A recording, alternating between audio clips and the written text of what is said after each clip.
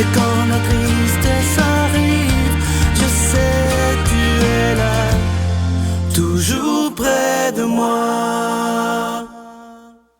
Bon vendredi, bienvenue à votre émission La Victoire de l'amour. Je ne sais pas si vous êtes comme moi, mais c'est incroyable comment le temps passe vite déjà vendredi. Et comme on le fait à tous les vendredis, on rejoint quelqu'un qu'on apprécie beaucoup, le bon doc, Gilles Lapointe.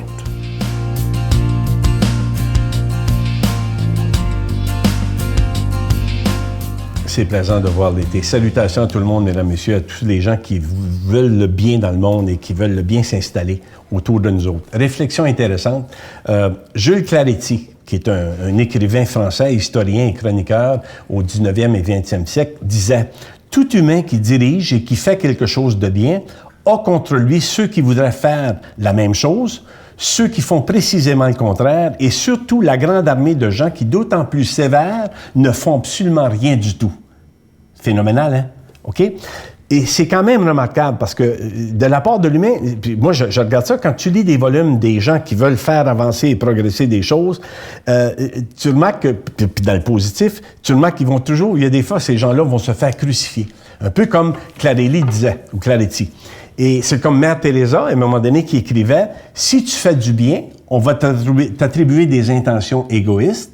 Et si tu réalises tes objectifs, tu vas trouver des faux amis et des vrais ennemis. » Alors, moi-même ici, en voulant faire, on veut faire du bien, toute l'équipe qu'on est de la Victoire de l'amour, on veut faire du bien aux gens.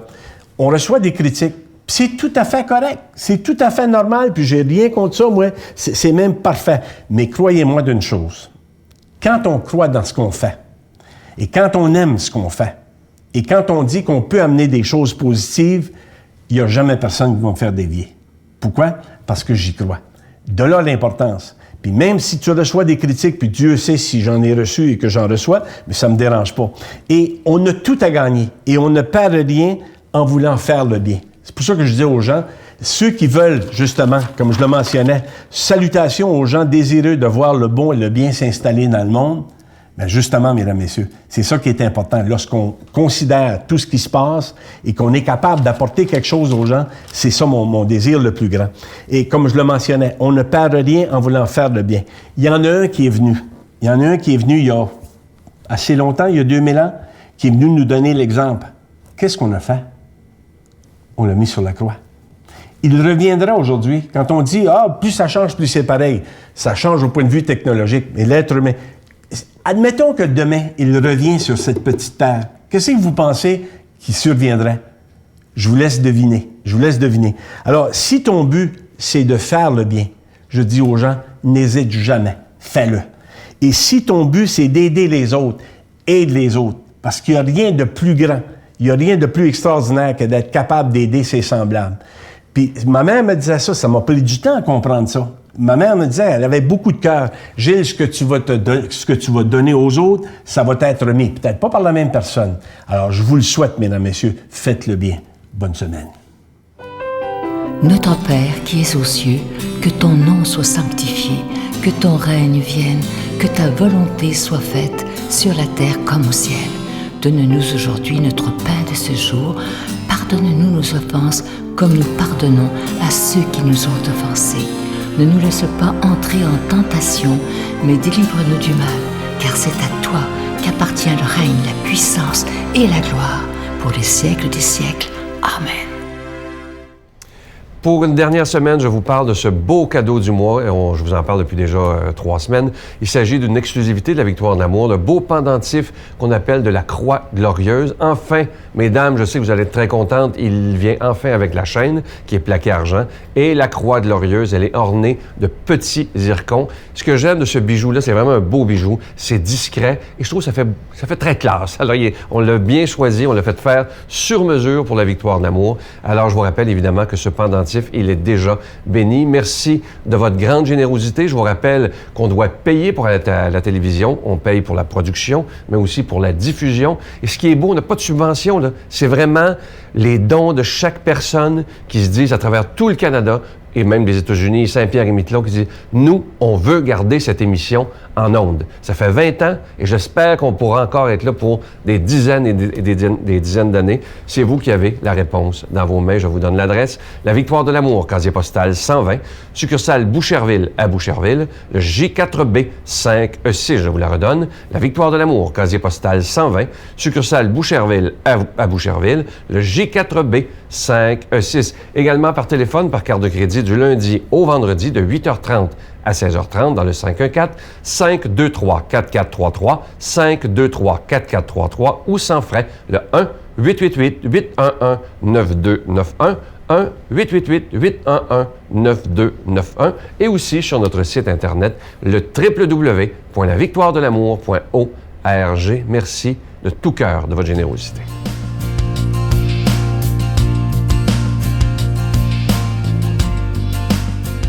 Mon Dieu, donnez-moi la sérénité d'accepter les choses que je ne peux changer, le courage de changer les choses que je peux et la sagesse d'en connaître la différence.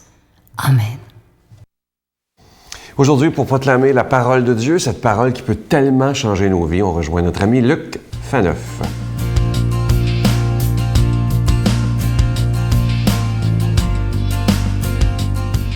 Bonjour, heureux de vous retrouver pour cette méditation de la parole de Dieu qui fait vivre. Aujourd'hui, évoquons l'Esprit Saint pour qu'il nous aide à réfléchir sur la notion de purification. Qu'est-ce que ça signifie vraiment être purifié? Donc, viens Esprit Saint dans nos cœurs afin d'élargir nos esprits, aussi afin que nous puissions recevoir cette parole de Dieu et qu'elle nous transforme. Lorsque Jésus descendit de la montagne, de grandes foules se mirent à le suivre. Et voici qu'un lépreux s'approcha, se prosterna devant lui et dit, « Seigneur, si tu le veux, tu peux me purifier. » Jésus étendit la main, le toucha et lui dit, « Je le veux, sois purifié. » Aussitôt, il fut purifié de sa lèpre. Jésus lui dit, « Attention, ne dis rien à personne, mais va te montrer au prêtre et donne l'offrande que Moïse a prescrite dans la loi. Ta guérison sera pour les gens un témoignage. » Acclamons cette parole de Dieu. Louange à toi, Seigneur Jésus.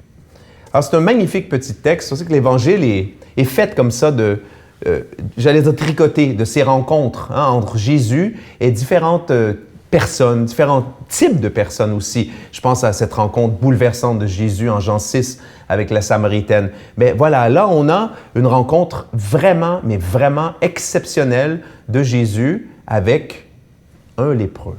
Les lépreux, c'est vraiment les gens qui, à l'époque, faisaient partie des gens qui étaient rejetés de la société parce qu'évidemment, la lèpre, c'était une maladie qui était contagieuse et qui était vraiment considérée aussi comme une calamité, comme une punition envoyée par Dieu pour punir ces gens qui auraient commis un quelconque mal moral. Donc, les lépreux, c'était le bout du bout, n'est-ce pas? L'infamie totale, les rejetés. Et on voit dans ce texte bouleversant, dans cette rencontre, Jésus qui vient à la rencontre de se purifier. Maintenant, Jésus va purifier de quoi finalement le lépreux? Est-ce qu'il va le guérir ou il va le purifier? Il y a une petite nuance qu'il faut relever ici. Donc, autrement dit, est-ce que Jésus va guérir ce lépreux d'un mal spirituel ou d'un mal physique? Bien là, on voit par le vocabulaire utilisé par le lépreux que le lépreux ne demande pas à Jésus de le guérir, mais le lépreux emploie un vocabulaire, j'allais dire, spirituel, religieux. Seigneur, non pas guéris-moi, mais Seigneur, purifie-moi. Et Jésus reste dans le même type de discours. Jésus ne lui répond pas. Jésus aurait pu le corriger. Ah oui, d'accord, selon ta foi, je te guéris. Non, non, je te purifie. Attention, il y a là, je dirais d'une part, une petite nuance. À l'époque, on croyait que la lèpre était un mal qui était d'origine divine, une punition divine, je l'ai dit. Alors, Jésus va jouer un petit peu là-dessus. Jésus va jouer au sens que oui, il va guérir physiquement le lépreux, mais il va aussi, en utilisant ce terme-là, qui était utilisé par le lépreux, la purification, montrer qu'il y a une lèpre spirituelle. Une lèpre spirituelle, autrement dit, une maladie qui est plus grave, ou au moins l'équivalente dans l'âme, n'est-ce pas, dans l'intérieur de l'être humain, qui est tout aussi grave que la lèpre extérieure. Et cette lèpre intérieure, finalement, c'est, voilà, de la même façon que la lèpre extérieure va bouffer tes articulations, ton nez va tomber, tes bouts de doigts vont tomber, j'allais dire, tu tombes en morceaux, la lèpre intérieure existe aussi et elle touchait probablement ce lépreux comme elle nous touche Tous, hein, et touchait les gens de l'époque. N'importe quel péché, l'angoisse, une culpabilité, le ressentiment, la colère, la dépression, la tristesse, la jalousie, tous ces sentiments, n'est-ce pas, noirs, mauvais, qui sont, j'allais dire, autant de symptômes, d'une certaine façon, d'une lèpre intérieure, d'un mal de l'âme profond qui nous fait tomber en morceaux, qui nous empêche d'être pleinement homme, d'être pleinement heureux, d'être pleinement joyeux, du moins tel que Jésus, tel que Dieu voudrait nous voir. Donc là, voyez, il y a ce geste-là. Il y a Jésus, évidemment, qui le touche. Alors, ce geste-là, c'est d'une extrême beauté. Jésus va le toucher pour le guérir physiquement et, on vient de le dire, spirituellement, mais dans ce geste, hein, oubliez jamais, Jésus, c'est Dieu fait homme. Donc, Dieu qui va aller toucher quelqu'un, finalement, qui répugne tout le monde, tellement sa maladie le défigure et le reste. Donc, l'amour de Dieu qui va jusqu'au toucher, comme le toucher d'une maman, d'un papa. Hein, on exprime l'amour par le toucher. Hein, c'est prouvé dans les études psychologiques que des enfants naissants, si on les caresse pas, si on les touche pas, ils se laissent mourir, même si on les nourrit. Voyez? Donc, l'importance du toucher pour manifester l'amour. Il y a là, en Jésus, une image absolument extraordinaire. Et Jésus, après ça, qui va ajouter, va faire ton offrande, hein, l'offrande prescrite par Moïse dans sa loi. Pourquoi? Mais parce que, justement, la guérison de la lèpre était un signe qui annonçait la venue du Messie. Et ça, les prêtres devaient le comprendre. Et aussi, par cette offrande-là, bien, par toutes les prières que les prêtres pouvaient faire, ça permettait aux lépreux, après une séquence d'environ 8 jours, de réintégrer la société pour que ce lépreux, qui en avait été complètement exclu, puisse retrouver sa dignité. Alors Jésus ne se contente pas de juste guérir le physique, guérir le spirituel en purifiant, mais Jésus veut que ce lépreux réintègre la société, soit debout et serve les autres par le travail qu'il avait et qui, justement, comme je viens de le dire, va mettre au service des autres. Et voilà, pour ça, ça va servir aussi de témoignage de signe messianique, mais témoignage aussi pour montrer que hier comme aujourd'hui, voilà ce qu'est vraiment Jésus. Jésus est un guérisseur. Je pense que le terme de sauveur aujourd'hui, ça parle de moins en moins, mais Jésus, guérisseur de l'âme, hein, Jésus qui vient à l'intérieur pour nous soulager de nos maux spirituels, ça c'est un langage qui parle encore beaucoup au monde moderne. Demandons donc à ce Dieu qui est amour de nous bénir, lui qui est Père, Fils et Saint-Esprit. Bonne journée. Je vous salue Marie, pleine de grâce. Le Seigneur est avec vous. Vous êtes bénie entre toutes les femmes, et Jésus, le fruit de vos entrailles, est béni. Sainte Marie, Mère de Dieu, priez pour nous pauvres pécheurs, maintenant et à l'heure de notre mort. Amen.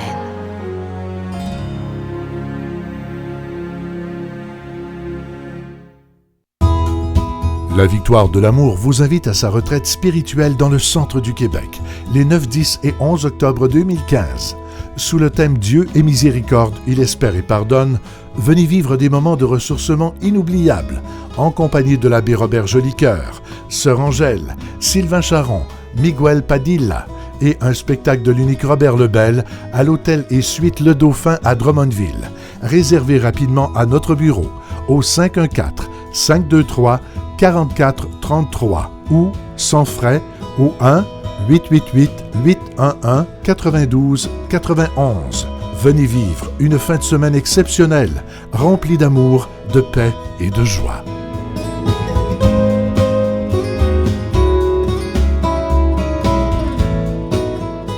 J'aime beaucoup cette pensée que je vais vous donner ce matin, toute courte, mais c'est tellement vrai. Si tu remerciais Dieu pour toutes les joies qu'il te donne, il ne te resterait plus aucune seconde pour te plaindre.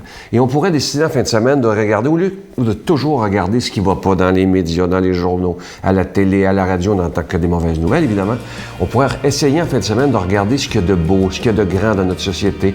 Il y a tellement de belles choses, mais malheureusement, personne n'en parle. Il y a beaucoup plus de belles choses dans notre monde que de choses laides. N'oubliez jamais ça. Je vous souhaite une belle journée.